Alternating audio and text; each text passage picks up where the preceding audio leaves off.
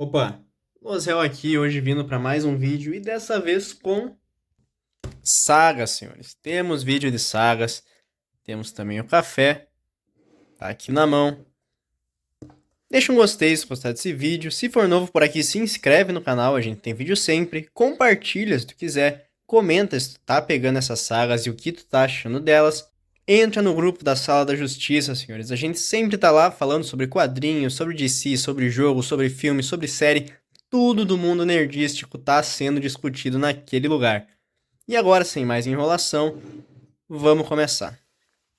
Começando com a saga do Batman, volume 3, da segunda temporada, iniciando a queda do morcego. Temos aqui a lombada, temos aqui a contracapa e tudo que ela compila. A HQzinha é interessantíssima, tá? Escrita por Chuck Dixon e Doug Moench. Monk, sempre isso. E na nossa primeira história, senhores, ela vai ser escrita pelo Chuck Dixon e a gente vai ter a história do Bane. A gente vai ver basicamente desde o momento do concebimento do Bane até o momento que ele vira de fato o vilão. E cara, essa história é muito, muito boa. É uma história de origem muito interessante, porque tu acaba vendo como o Bane nasceu quebrado, cara. Ele nasceu em um ambiente quebrado e ele foi sendo moldado pela dor. Literalmente, tá ligado? Então ele cresceu para ser uma máquina de matar. Ele estudou para ser um grande estrategista. Porém, desde sempre ele tinha medo de um morcego. E quando ele acabou saindo da prisão, depois de alcançar o Nirvana, digamos assim, ele descobriu que tinha uma cidade onde tinha um morcego gigante. E depois disso ele acaba se dirigindo até Gotham. Olha aqui, ó. Aqui temos ele em Gotham atualmente. Porém, toda a história dele é mostrada nessa HQ. Cara, e é uma história muito interessante. É muito, muito bacana acompanhar a criação do Bane. Até para poder conhecer um pouco mais desse vilão que, como a gente bem sabe, vai trazer muito trabalho pro Batman. A gente também acaba vendo alguns enfrentamentos do Homem-Morcego com o Bane e como, mesmo sem o Batman não tá vendo, o Bane tava sempre por ali, cara. Tava sempre observando, tava sempre tramando alguma coisa por baixo dos panos. Cara, é uma história bem legal. Bem legal mesmo. Logo depois a gente vai ter a história do Chá do Chapeleiro, mais precisamente Chaparão Morcego, HQ escrita por Doug Moench, que basicamente mostra o Batman capturando o Chapeleiro Louco. Como vocês bem sabem, houve uma fuga em massa do Arkham, e uma das pessoas que fugiram foi o Chapeleiro Louco. E a gente acaba vendo o Batman tendo que lidar com ele.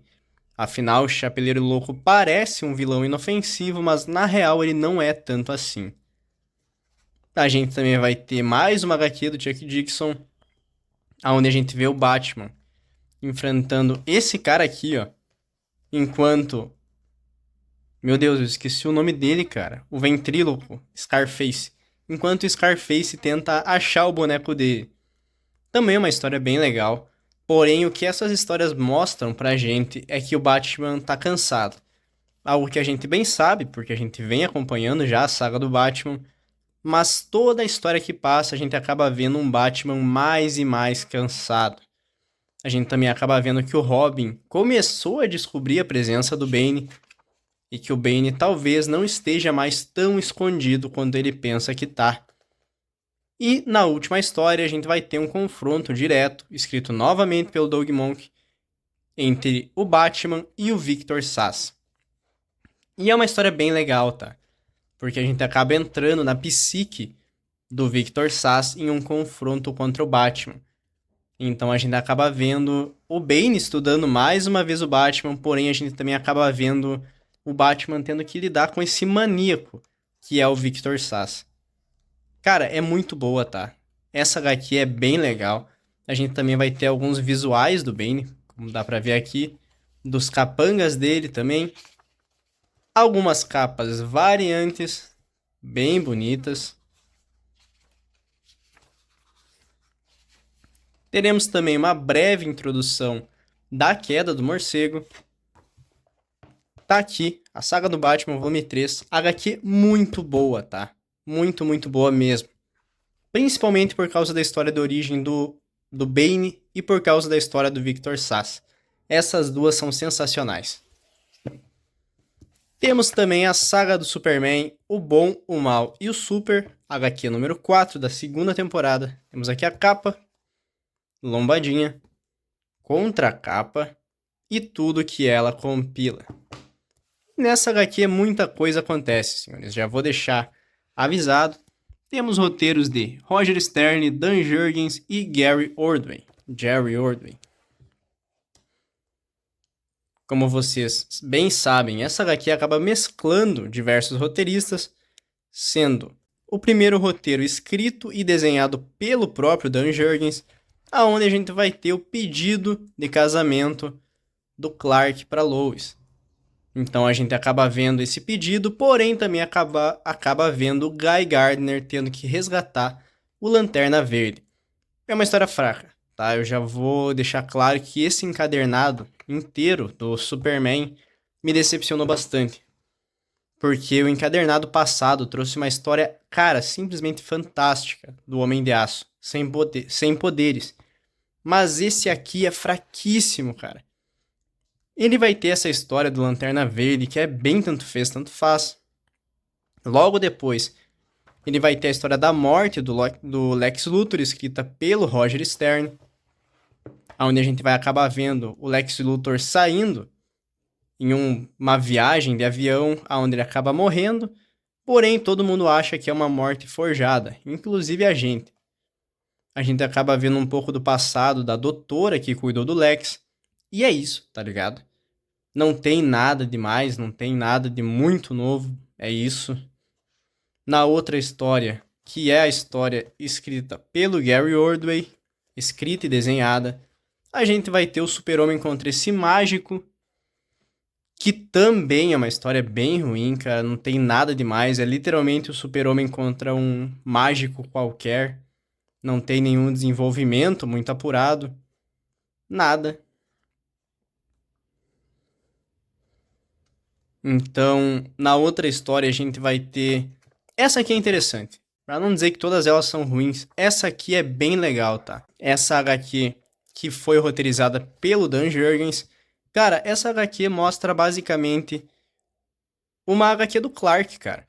É uma HQ onde o Clark acabou falhando com uma pessoa e essa pessoa acabou entrando em coma e anos depois essa pessoa foi feita uma eutanásia nessa pessoa. Então essa HQ acaba trazendo um tema que é interessantíssimo para o Homem de Aço, que é a perda, responsabilidade e o luto. É bem legal, tá? Essa HQ é bem legal, uma história bem curtinha que mostra o passado. E nessa história nem tem Super-Homem, tá ligado? É literalmente um pouco sobre o passado do Clark. A gente vai ter também essa história aqui do Homem Borracha com o Superman e o ajudante do Homem Borracha, que é esse cara aqui também. HQ escrita pelo Roger Stern, onde a gente vai ver basicamente o Superman e o Homem Borracha se ajudando para resolver um crime. E não tem nada demais também, cara. É uma história bem tanto fez, tanto faz. Tem um vilão genérico, que é esse cara que explode as coisas. É bem triste mesmo. E essa aqui é do Jerry Ordway, a última novamente, que é do Demolition Man, cara, Terra Man, um negócio assim. Que é um cara que ele se sente culpado e aí ele vai limpar as coisas. Ele é tipo um super reciclador. E essa aqui é a pior de todas. Essa aqui é a disparada pior de todas. Tá aqui a Saga do Superman, volume 4. Decepcionante, tá? Infelizmente, foi bem decepcionante. Eu esperava muita coisa, porque quando eu vi essa capa, o Bom, o Mal e o Super, eu entendi a referência, eu fiquei muito feliz, eu achei que ia ser bem legal, mas é bem ruinzinha, tá? Se puder não pegar, não pega. Temos também a Saga da Liga da Justiça, segunda temporada.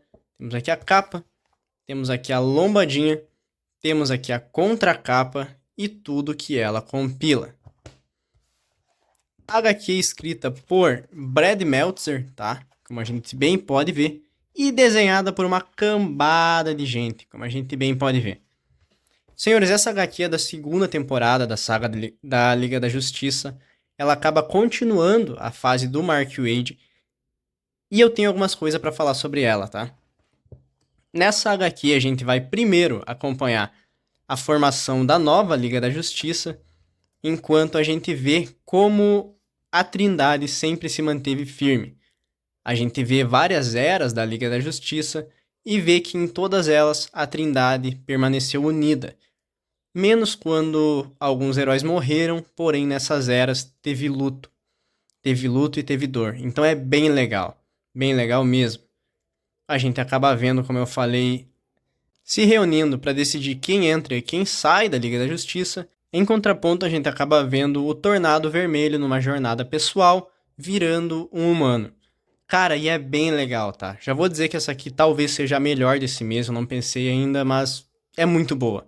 A HQ é escrita pelo Brad Meltzer, que pra quem não lembra, ele fez aquela Crise de Identidade, que é outra boa HQ, cara. Tem gente que gosta, tem gente que não gosta, eu gosto muito. E nessa HQ a gente vai acompanhar a Liga da Justiça se formando novamente, enquanto uma nova ameaça surge. A gente também acaba vendo o Tornado Vermelho virando humano, e acaba vendo também uma Liga da Justiça da série B, digamos assim, formada pelo HAL, formada pela Canário Negro e pelo Arsenal, tendo que lidar com o que aconteceu com o corpo do Tornado Vermelho, que acabou sumindo no meio de toda a confusão, e é descoberto que, basicamente, o corpo do Tornado Vermelho está sendo usado para criar vários tornados, porque um ser cansou de morrer.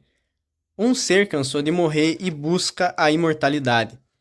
A gente acaba vendo todo esse desenrolar, a gente vê como o Tornado Vermelho lida com a família dele após ele ter virado humano novamente, né? Então, novamente não, porque ele era um robô, né? Após ele ter virado humano. É bem interessante, essa HQ, ela é muito séria. Ela é muito séria. A porradaria dela também é bem legal, as lutas são muito boas, a dinâmica é interessantíssima. Eu fico bem feliz com essa fase que veio depois. Eu peguei mais pra ver se valia a pena e eu me surpreendi porque, ao meu ver, vale demais a pena continuar a saga da Liga da Justiça. No final da HQ a gente acaba descobrindo quem que tá por trás de tudo, spoiler grande, tá? Vocês foram avisados. E quem tá por trás de tudo isso é o Solomon Grundy, que cansou de morrer. Isso é muito legal, tá? Isso é muito legal. E o que eu queria falar sobre essa HQ é o seguinte: continuar a fase do Mark Waid é muito difícil, porque a fase do Mark Waid e do Grant Morrison é fenomenal. Ela começa meio ruim, mas depois ela fica fantástica, simplesmente sublime. Então, tu continuar aquela fase, cara, era uma tarefa que eu julgava impossível, tanto que eu não peguei a saga da Liga da Justiça. Porém, ao pegar essa HQ, eu me deparo com o maior acerto que o Brad Meltzer podia fazer. A Liga da Justiça do Wade e do Morrison, ela é aventuresca. Toda a HQ é uma odisseia no espaço. Toda a HQ tem um senso de humor com o Homem Borracha, toda a HQ tem um clima leve. É uma aventura dinâmica e empolgante. Essa HQ, ela é séria. Ela se distancia totalmente daquilo por ela ser séria. A abordagem é séria, o conflito tu sente, as porradas tu sente também quando acontecem. Ela é bem gráfica no sentido da violência. Então, cara, ela é o contraponto perfeito. Pra fugir e não tentar se comparar com a fase do Wade, porque era impossível, o Brad Meltzer trouxe outra abordagem. E pra mim, pelo menos, ela funcionou muito bem. Eu gostei demais de ter pegado a saga da Liga da Justiça do Brad Meltzer e eu pretendo continuar. Temos também a saga dos Novos Titãs, volume 5. Temos aqui a capa, temos aqui a lombadinha, temos aqui a contracapa e tudo que ela compila. A HQ é escrita pelo nosso querido Jeff Jones, tá? A HQ é escrita por Jeff Jones e Mark Waid. Nessa HQ a gente vai ver, senhores, basicamente a legião dos super-heróis e os titãs se unindo para derrotar esse grupo gigante dos supervilões que se juntaram por todo o multiverso. É uma boa HQ, tá? Vamos começar por aí. Essa HQ do Geoff Johns é bem interessante. Porém, o mais interessante não é essa história do multiverso. Quer dizer, é do multiverso, mas não é. Porque a primeira parte dos Novos Titãs com a Legião acaba bem rápido.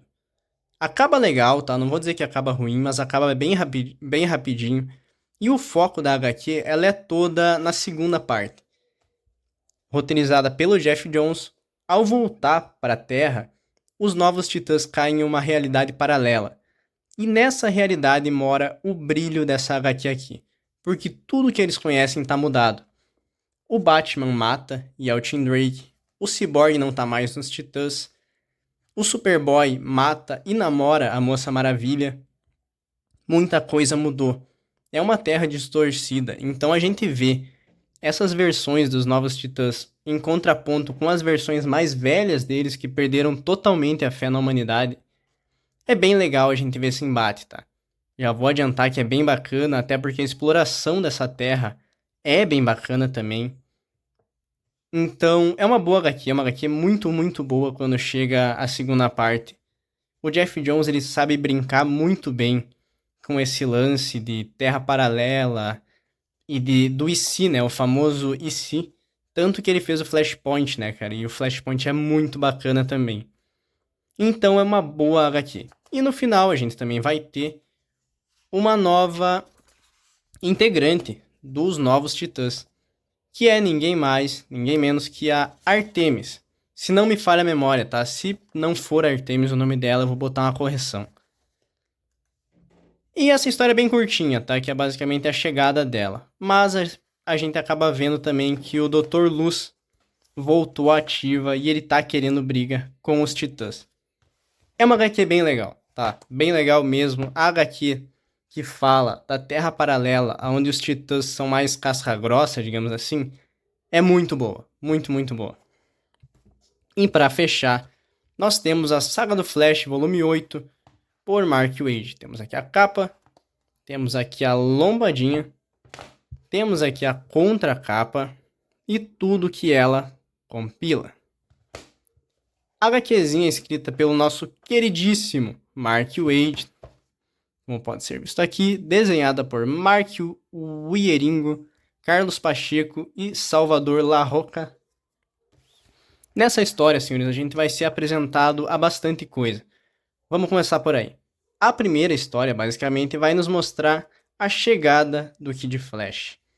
A gente acaba vendo que a Iris West voltou para o passado, então a gente tem esse encontro emocionante entre a Iris e o sobrinho dela, que é o Wally. Porém, esse encontro já gera um problema, que é basicamente a primeira aparição do nosso querido Impulso. A gente tem a estreia dele aqui, e tem o Wally tendo que lidar com esse adolescente impulsivo que não sabe o que está fazendo e que acha que tem razão em praticamente tudo. A gente vê os dois brigando, a gente vê os dois se acertando, a gente vê o Wally tentando ser um mentor e não dá muito certo, tá? Eu já vou adiantar que não dá muito certo porque o Impulso, ele é muito do que o Wally é. Então é muito interessante a gente ver como o Wally lida com ele mesmo. E ele não consegue lidar com ele mesmo. Então é bem legal a gente ver esse contrapondo sendo botado à prova. Enquanto o Cobra, eu esqueci de falar, mas o Cobra também, ele tá no fundo de tudo tentando fazer besteira e tentando matar a mulher do Wally. É bem interessante, tá? Uma HQ bem, bem boa mesmo. A gente também acaba sendo apresentado a mais tramas, né? Porque, logicamente, o Impulso consegue controlar a velocidade, porém, ele e o Wally não se dão muito bem. Como eu falei, o Wally tenta ser o mentor que o Impulso precisa, mas ele não consegue, porque o Impulso é muito impulsivo, como o próprio nome já diz. A gente também acaba vendo o Wally acessando a tal força de aceleração e voltando em todos os momentos do passado dele. E isso também é bem legal, tá? Porque é uma volta bem interessante que a gente vê o Wally dando. É uma retrospectiva, basicamente. Porém, uma retrospectiva com vários momentos bem emocionantes. Um deles é que o Wally sempre falou que quando ele pensava em desacreditar de tudo, uma pessoa foi pra ele e disse que ele ia ser alguém incrível no futuro. Que por mais que as pessoas tentassem dizer pra ele o contrário, ele seria alguém muito legal, alguém incrível. E esse alguém foi basicamente ele mesmo do futuro, cara, como a gente consegue ver aqui, ó. Foi ele mesmo. Isso é bem legal mesmo. Logicamente, o Flash volta novamente para a linha temporal dele, porém mudado de algumas formas, ao ponto de que, se ele acelerar demais, mudanças acabam acontecendo no corpo dele, como por exemplo, uma cabeça flamejante. Era isso aqui que eu estava tentando achar. Ele não sabe como lidar com isso, mas isso vai acabar sendo resolvido na próxima HQ, porque nessa aqui não se resolve. Mas deixa um gancho bem interessante pro que vai acontecer. Cara, uma HQ muito boa, tá? Tipo, muito boa barra excelente. Mark Waid segue detonando na saga do Flash. É incrível ler a saga do Flash, o que ela tá se tornando. Então tá aqui, a criação do Impulso e como ele interage com o Flash. Muito, muito legal. Senhores, chegamos na famigerada parte do nosso top melhores e piores. E pior, eu não tenho como deixar outra. Tá aqui, Saga do Superman. Ela vai acabar ficando em primeiro, segundo, terceiro, quarto. Primeiro, segundo, terceiro, quarto, quinto lugar. Saga do Superman, fraquíssimo, fraquíssimo, fraquíssimo. Em quarto lugar, eu vou acabar deixando a Saga dos Novos Titãs, que é muito boa, tá? Essa aqui é muito boa. Porém, ela vai acabar ficando em quarto lugar, porque em terceiro lugar eu vou deixar a Saga do Superman. A saga do Batman, porque a história de criação do Bane é muito legal. E também toda a parte dos vilões que fugiram do Arkham. É bem interessante a gente ver como o Batman tá retomando o controle da situação. Em segundo lugar, a saga da Liga da Justiça, porque me surpreendeu demais. Foi uma grata surpresa, fiquei muito feliz. Quem quiser pegar, pode pegar. Só não vai esperando a fase do Mark Waid, porque ela é uma fase muito mais séria e ela é muito mais pé no chão. Enquanto a fase do Mark Waid é espaço, essa fase ela é total na Terra. E temos também em primeiro lugar a saga do Flash, não tem como ser outra. Aonde o Mark Waid está fazendo um run, cara, fenomenal no personagem. Tá aqui. No mais é isso. Valeu.